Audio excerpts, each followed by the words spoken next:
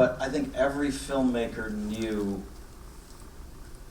how incredibly difficult this film was to pull off. You add to that somebody like Alejandro, who is, without question, an incredibly groundbreaking filmmaker.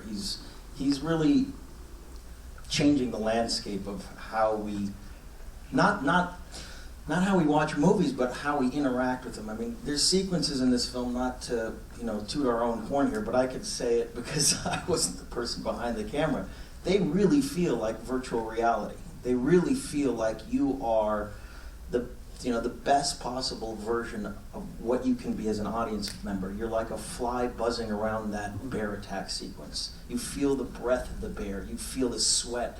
It stimulates almost every one of your senses. And I knew that this was going to be an incredibly ambitious project. I think everyone involved, and so it was years of talking about this film, because you're not only dealing with that, you're dealing with these incredibly harsh elements, these far-off locations, coupled with Alejandro's and Chivo's style of making movies, which is unlike anything I've ever experienced as an actor, because I don't know if a lot of people know this, but we really rehearsed this for months and months and months beforehand. We were there for 2 months orchestrating that battle sequence for weeks at a time, because what they're trying to do is simultaneously capture these moments of incredible intimacy with characters and have the fluidity of that push off into a David Lean style action shot where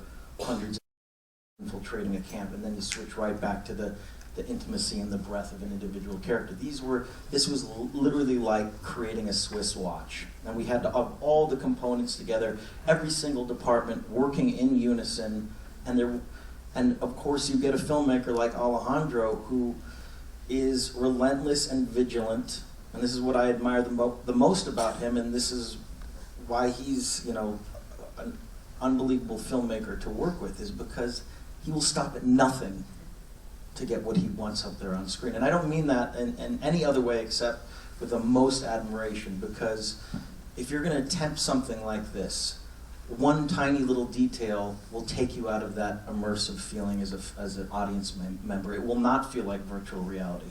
So he's sitting there with a fine-tooth comb watching every single thing that's up on screen, and he's so incredibly vigilant about making it as realistic and documentary-like as possible, that everyone around us, no matter how hard this movie was to make, and it was it was the hardest. I will say it was the hardest.